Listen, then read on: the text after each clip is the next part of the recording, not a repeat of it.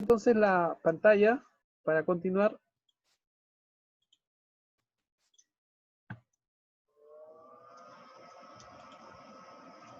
Bien. ¿Qué es un apocalipsis, ¿no?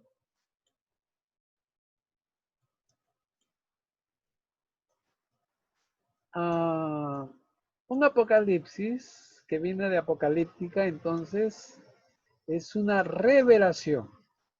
Esta revelación es una revelación dada a los hombres. Es lo que tenemos tanto en Daniel como en Juan. Pero es una revelación directa, por Dios o algún ángel o ángel. Es decir, Dios mismo que revela a un hombre o a hombres, ¿no? Hace una revelación, por supuesto, de cosas ocultas, secretos divinos o conocimientos divinos, que Dios mismo lo hace directamente al ser humano, digamos así, que lo puede hacer directamente o mediante sus ángeles.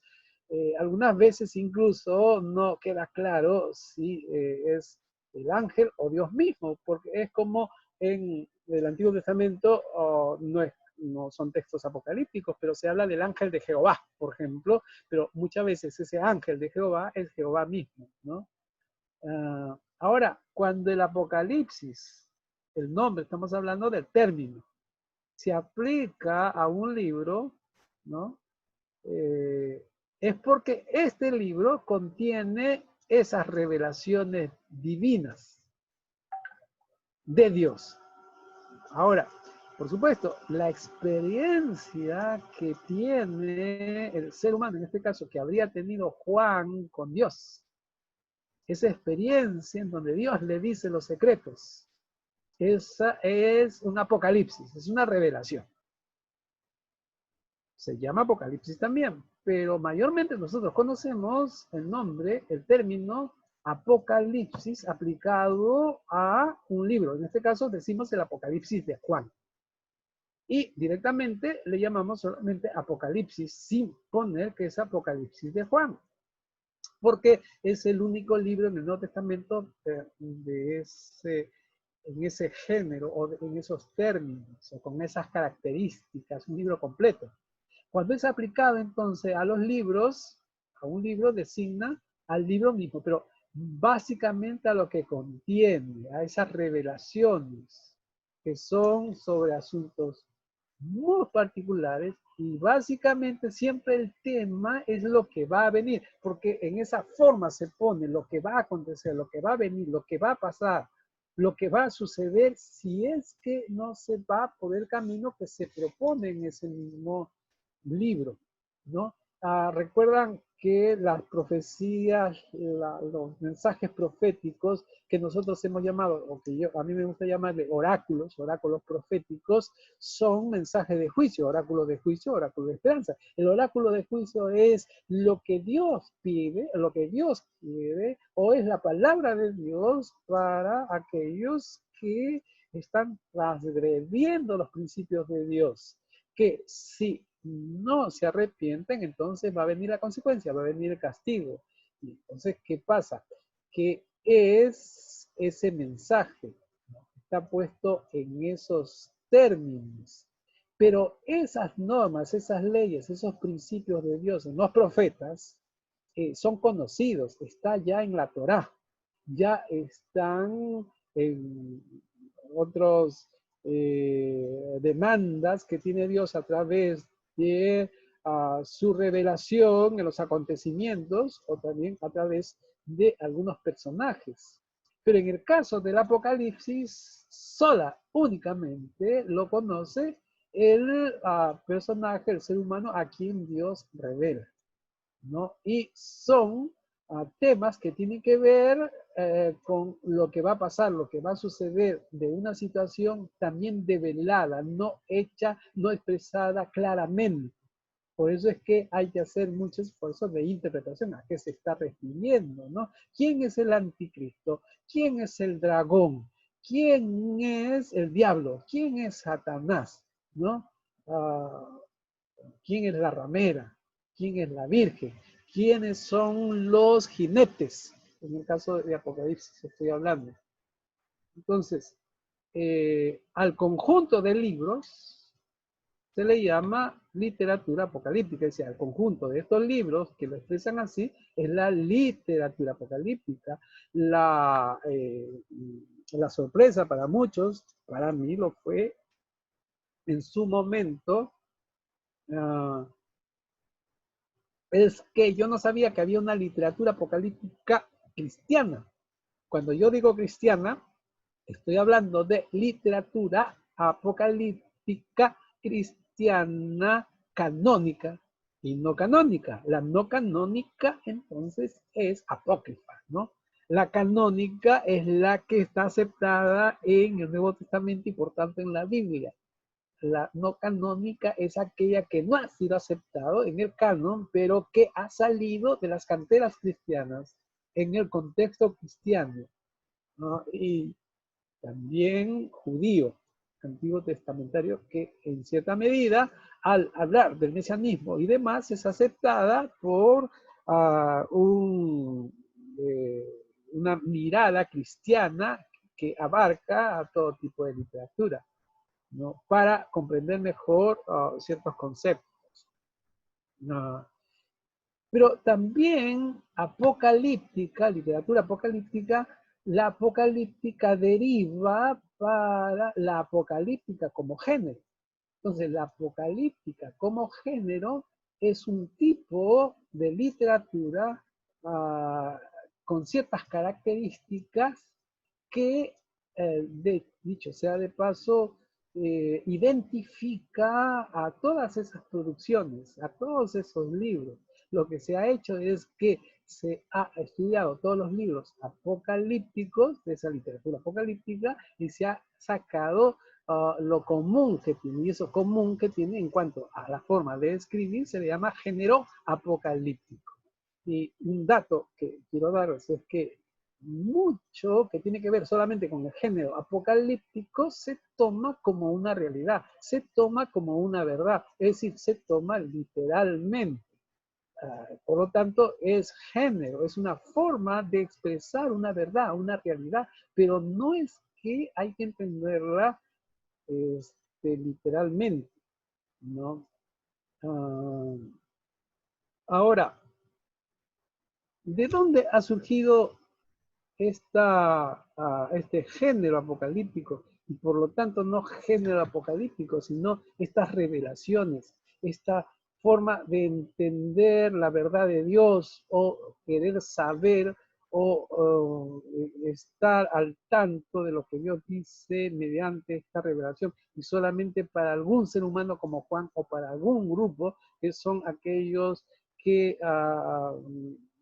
reciben el mensaje de Juan, Juan, el teólogo le llaman algunos, de su contexto, las 7 iglesias, por ejemplo, a la que se refiere él en los primeros capítulos en el libro del Apocalipsis, ¿no? ¿Dónde surgió? Entonces aquí hay diferentes propuestas, no vamos a ahondar porque nuestro curso no es de apocalíptica, ¿no?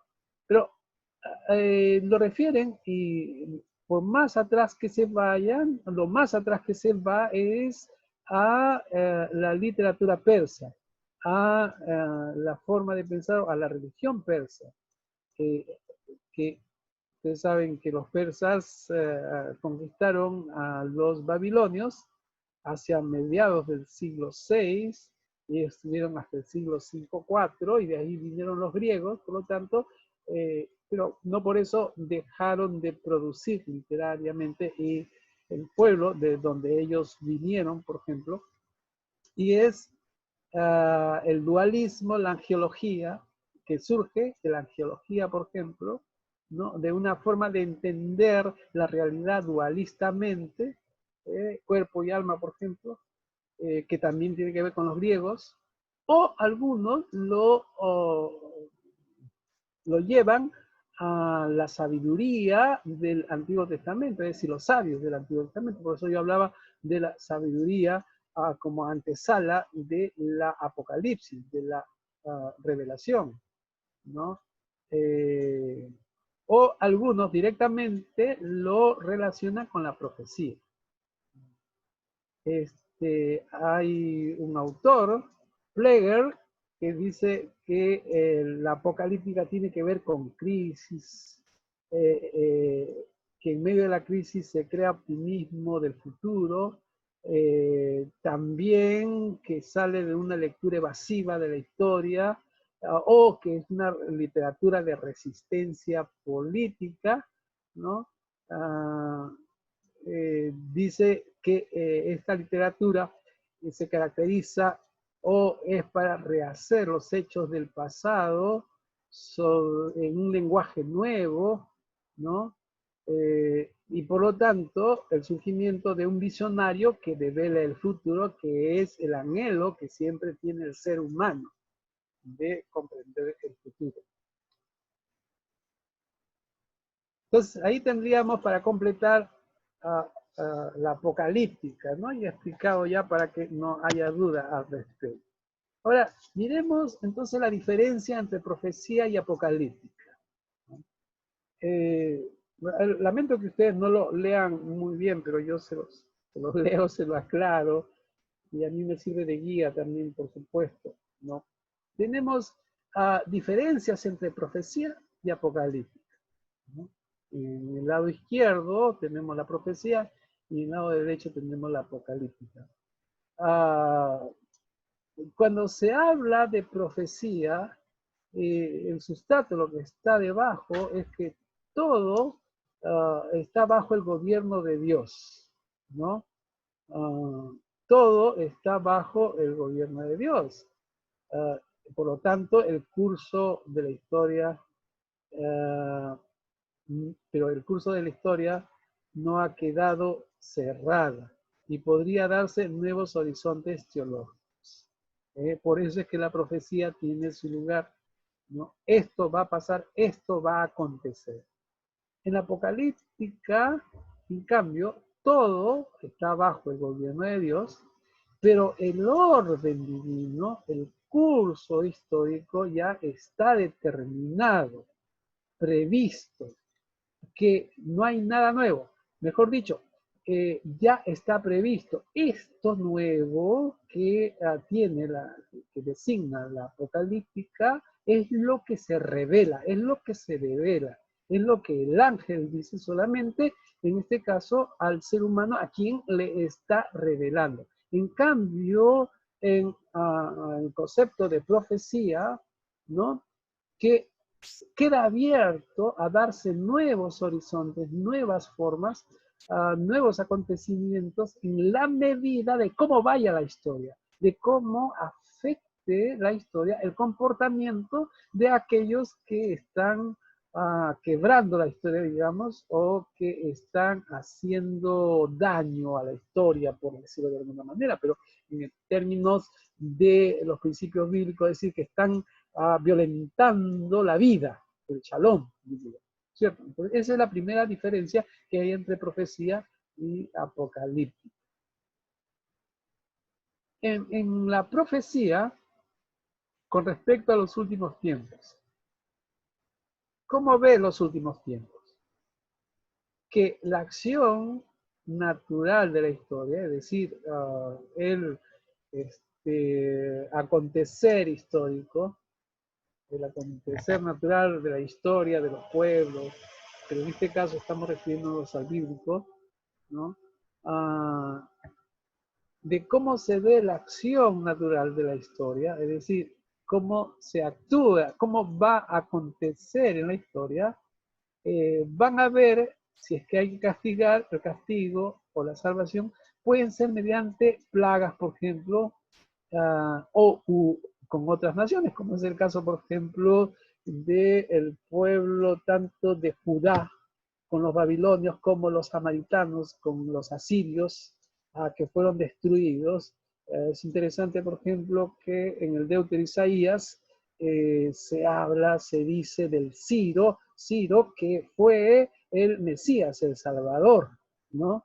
En el caso, Dios ha utilizado a Ciro para salvar, pero también ha utilizado a Nabucodonosor para destruir. Es decir, él utiliza las naciones, los reyes, según cómo acontece en la historia, pero se vale de situaciones naturales, es decir, que se puede comprender y se puede entender. En cuanto a los últimos tiempos, cómo va a acontecer, ¿no? Pero en el caso de la apocalíptica, no. La acción va a ser directa, extraordinaria de Jehová. Va a ser de una manera portentosa, para decir portentosa, es decir, de aquello que no nos imaginamos cómo es. Por ejemplo, como que va a llover fuego del cielo. ¿Cómo será ese fuego del cielo? O va a salir el gran dragón desde los mares, desde las profundidades. Entonces no tenemos dominio de ello. Esa es la revelación, ¿no? Por lo menos en términos de lenguaje. En cuanto a la esperanza, al futuro, la propuesta es a partir de una transformación interna. Cuando hablamos de una transformación interna es que el mismo pueblo, aquellos que reciben el mensaje, aquellos que son los que participan, los participantes, a quienes está dirigido el mensaje, tienen una transformación interna y son conducidos a una armonía con Dios, pero que va a venir de ellos mismos, de su propio esfuerzo, o de una acción o una incursión de otros seres humanos, de otras personas, para que se logre esta armonía. En cuanto a la apocalíptica, no será así, sino que la manifestación para ese cambio, digamos así, para esa transformación, es del poder extremo de Dios, que castiga a los malvados, ¿no? Y da reposo a los justos. Es decir, es Dios mismo que actúa, no se vale. Lo único que pide a los justos es resistencia nomás, es que perseverare hasta el fin será salvo. Pero esa perseveración, permítanme decirlo así, esa perseveración es resistir, es resistencia. En cambio, acá es acción, ¿no? En la profecía. En la profecía, cuando se habla de pueblo, ¿no? Se habla de una nación, en este caso de Israel o del pueblo de Israel, que es independiente y que es confiada, que tiene confianza en sí mismo, ¿no? Pero cuando se habla de este grupo referente en la apocalíptica, se habla de los justos que sufren persecución, es decir, que ya no depende de, ¿no? Y no es una nación, sino que es un grupo, es una comunidad pequeña, es una comunidad única, que ellos mismos se han encargado de diferenciarse de los demás. Por eso es que se apartan, por eso es que tienen un orden que podría parecer hasta secreta y que muy pocos pueden pertenecer y solamente podrían pertenecer con ciertos requisitos cumplidos, ¿no? Es como entrar a una logia, algo así. Cuando hablamos entonces, ahora sí, del carácter distintivo, entendiendo que la apocalíptica es después que la profecía. La apocalíptica entonces ya lo entendió que después de la profecía. La profecía dio un tratamiento ético a la escatología, porque se acuerdan, la escatología es el entendimiento de lo que va a venir. Es el fin último, ¿no? Pero no ese fin último que está en el extremo de los tiempos, que nunca va a llegar. Es como la utopía no realizable, no.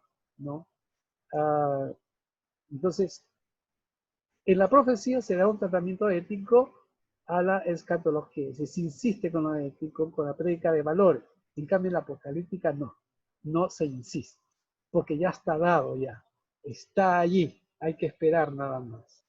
En la profecía, por ejemplo, la preexílica, antes del exilio babilónico, estaba interesada en mitigar, suprimir todo lo que era lo que se iba a venir después en términos de la espera, sí, y era más contextual, más apremiante, más del momento. Ah, eh, en cambio, la noción escatológica de salvación total viene después. Por eso es que es diferente a los profetas preexílicos de los profetas posexílicos. Es diferente el mensaje que tenemos en Malaquías, en Joel, por ejemplo, ¿no? Que ya son más escatológicos, por no decir apocalípticos en el caso de Zacarías, del 8 al 12, me parece. En cambio, en la apocalíptica dio lugar al sentimiento optimista de la escatología de la salvación. Es una espera, pero es una espera con esperanza. Es decir, por ser un grupo que persevera, que está allí, que obedece al Señor, va a venir la salvación, ¿no? Y algunos le llaman profecía de salvación. Y ya a partir del post-exilio se comienza a construir, ¿no? Y que va a llegar hasta una apocalipsis. Entonces, dos conclusiones al respecto. No hay que olvidar que la apocalíptica se desarrolla cuando el judaísmo entra en contacto con el mundo helenístico. Las circunstancias históricas propiciaron este género. Es lo que preguntaba Carlos, por ejemplo, ¿no? Hay un pensamiento escatológico en todo momento de la historia de Israel. Por ejemplo, hay un pensamiento escatológico en los patriarcas. Peor si preguntamos si hay un pensamiento apocalíptico, para nada apocalíptico. Y más bien la escatología va propiciándose, va surgiendo ya hacia el momento exílico y posexílico, pero todavía en ciernes. Por eso es que los profetas de este tiempo, aunque llaman también, tienen las características de los profetas preexílicos, mensajes de Amós, Oseas, en fin, Isaías. Por eso que Isaías tenemos que dividirlo en tres. Isaías 1 al 39, que es preexílico, Isaías 40 al 55, que es exílico, se podría decir, y Isaías 56 a 66, que sería posexílico. Pero eso no deja no podemos dejar de ver que, por ejemplo, Isaías 24, 27 es escatológico, y más que escatológico, medio apocalíptico, escatológico, porque no es preexílico, es posexílico, pero que aparece en Isaías 1:39. Lo segundo que debemos decir es que cuando desapareció la profecía, pero estamos hablando del mensaje profético de los profetas clásicos, ¿no?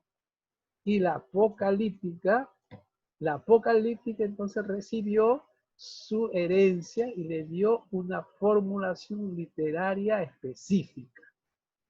Retuvo el mensaje en forma de profecía, pero ya lo expresa de una forma particular a partir de la apocalíptica, que es un género, ¿ya? Ustedes saben, con visiones, con figuras, con símbolos, con alegorías, y este es el lenguaje apocalíptico que lo tenemos en el canon bíblico en Daniel, lo tenemos también en Apocalipsis, pero también lo tenemos también en el Deutero Zacarías, es decir, en una parte Zacarías 8 al 12 creo que es, y lo tenemos en algunas otras partes, tanto del Antiguo Testamento, pero en el Nuevo Testamento también, en Tesalonicenses, por ejemplo, en Marcos, o en Mateo, o en fin, ¿no?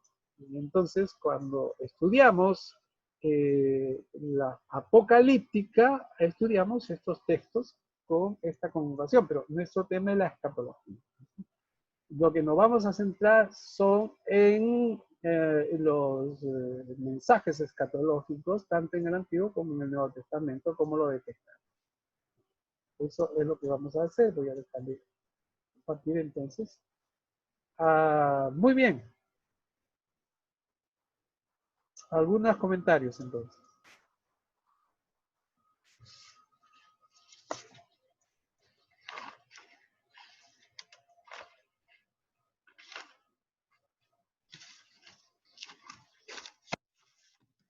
Bien. Todo bien entonces, ¿no?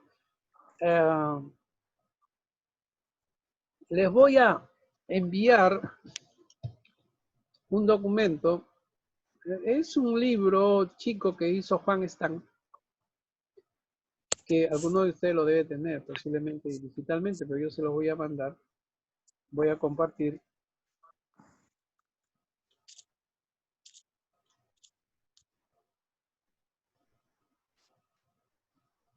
A ver.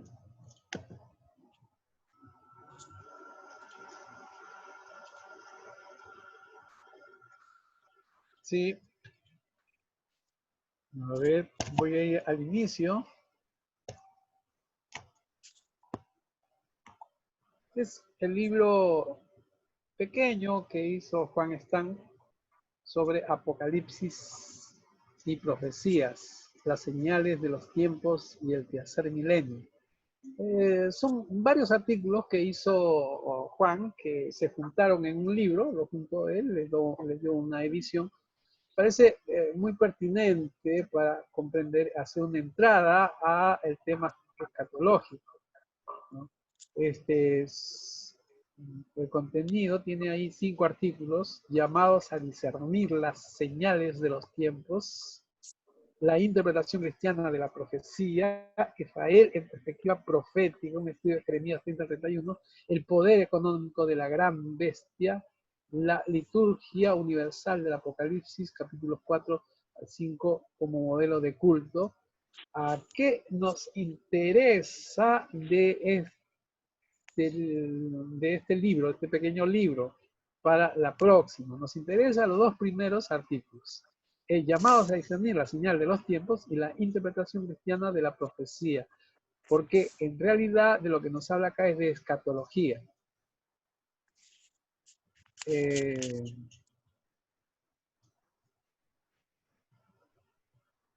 Voy al primer capítulo, llamados a discernir las señales de los tiempos. ¿Sí? ¿Qué es lo que propone Juan Stan en este artículo llamados a discernir las señales de los tiempos? Él cree, y por supuesto, todo creyente, debe saber discernir las señales de los tiempos, tanto los tiempos actuales como los tiempos que van a venir, como los tiempos pasados. Yo creo que es una obligación estar claros en los tiempos. Y dicho sea de paso, entender y explicar bien qué son los tiempos, ¿no? Tanto el tiempo cronos como el tiempo kairos, para tenerlo claro, por supuesto. Y entonces, en este artículo de llamados a discernir las señales de los tiempos, nos propone Juan Stan saber responder a cada coyuntura estratégicamente. Es decir, nos va a hablar de las coyunturas y cómo el cristiano puede o debe responder, por supuesto, con ejemplos bíblicos o con principios bíblicos, ¿no? Por lo tanto, si debemos responder a cómo están los tiempos, por ejemplo, ¿cómo respondemos a este tiempo de coronavirus? Yo, como ustedes saben, tengo algo de edad y yo he vivido el toque de queda que se dio en la época del gobierno militar de Juan, ya me olvidé, Juan Alvarado. creo que era Juan Alvarado, Juan Carlos Alvarado, creo que era Juan Alvarado, o el general este que dio el golpe de Estado, Juan ¿no? Velasco. Juan Velasco, perdón, Juan Velasco, no sé por qué más le pongo Alvarado, Juan Velasco. Hubo toque de queda. Yo, por supuesto, era niño, pero yo lo recuerdo. También, en cierta medida, he disfrutado es decir, ¿no? Estoy siendo sardónico, del toque de queda en la época del terrorismo, por ejemplo. Pero, ¿por qué voy? No quiero decir que vivir ese tiempo, sino cómo respondemos, cómo leemos estos tiempos. O sea, los tiempos que afectan a toda nuestra nación, a todo nuestro país. Fíjense, ahora estamos ante un tiempo que afecta a todo el mundo. Todo el mundo, es interesantísimo. Yo me despierto cada mañana y digo, ay, estamos en pandemia, no puedo salir. Pero también pienso, todo rápido, por supuesto, una fracción de segundos. Así también están en París, así también están en Argentina, en ciudades de Estados Unidos. Esta parte es interesante. Nunca antes he pensado que lo mismo que está pasando en mi realidad, en mi comunidad, en mi sociedad, en mi ciudad, en mi país, está sucediendo en otras partes. Es muy interesante. Pero ¿cómo respondemos entonces como cristianos? ¿Cómo respondemos como iglesia local? ¿Cómo respondemos como iglesia nacional? ¿Cómo respondemos como iglesia total, unida? Por ejemplo, en el Perú. Pero para ello debo saber leer las señales de los tiempos. Entonces, Juan nos da una pauta. Y por lo tanto, al darnos esa pauta, nos propone también o nos da criterios para no malentender estos tiempos. Y por supuesto, malentender lo que llaman las señales del fin, ¿no? Por lo tanto, es importante ubicarse. ¿Y ubicarse en qué? Ubicarse en la coyuntura histórica, que es de lo que nos habla también Juan Stan. Y la coyuntura histórica no es del siglo XX, es del siglo XXI. Fíjense ustedes que ya pasaron 20 años del siglo XXI. Es interesante, estamos ya en la primera quinta parte del siglo XXI. Viene ahora la segunda quinta parte, al entrar al 2021. Y estamos hablando de cosas mayores. Ahora, esto es muy importante para la iglesia, porque la iglesia da testimonio a la comunidad, a la sociedad, a la realidad que le toca vivir y llevar el evangelio a toda criatura. Por supuesto, primero voy a Jerusalén, después a Judá, después a Samaria, y después más allá, pero tengo una responsabilidad con mi realidad. Entonces, Juan Stan nos da pautas de cómo comprender esta realidad, esta coyuntura, ¿cierto? Y nos da ejemplos en la historia, cómo se han dado ejemplos en la historia. Así que en la historia, comenzando desde fines de la Edad Media, desde el 1200 en adelante, pasando por el protestantismo, llegando a la Edad Moderna, ¿no? Y nos propone que en esta edad contemporánea, aunque el artículo de Juan Stan es de comenzado el siglo XXI, ahora que ya han pasado como 2 décadas, ya el tema, por ejemplo, no es el poder nuclear, el tema ya no es el poder atómico, pero siguen siendo el tema la ingeniería genética, la crisis ecológica, la crisis ambiental. Pero también ahora tenemos la realidad cibernética, los adelantos tecnológicos en el mundo del Internet. Así que fíjense qué retos tenemos. Entonces, deben hacer un resumen de este artículo, llamados a discernir. Ahora terminando, se los mando. Miren, va desde la página 9, 10, 11, 12. Estoy corriendo. ¿Sí? Ahí está. Ahora es letra grande y las páginas son chicas. Así que no es mucho. No estoy justificando, por supuesto, sino le estoy animando. Porque uno puede decir, bueno, muchas páginas. Hasta el 31. Entonces son 20 páginas. Pero letra grande y páginas pequeñas. Para la próxima, un resumen. Y me deben hacer llegar el resumen el lunes en la noche. Lunes antes de las 7. ¿Está claro? Sí, profesor.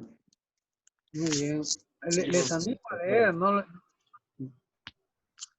no les estoy imponiendo para nada. Creemos en en un aprendizaje socializado, consensuado, de interés, en fin, ¿no? Bien. Ahí nos quedamos entonces, ¿está bien? Cualquier cosa estamos a disposición. No se olvide enviar el libro. Ahora mismo no me muevo de acá si no lo veo, no lo mando. Voy a mandar por el WhatsApp. Ya, pues. Bien. Gracias entonces. Ok, Gracias. Gracias. Profesor. Alberto, ¿tienes algo? Sí, sí, Alberto.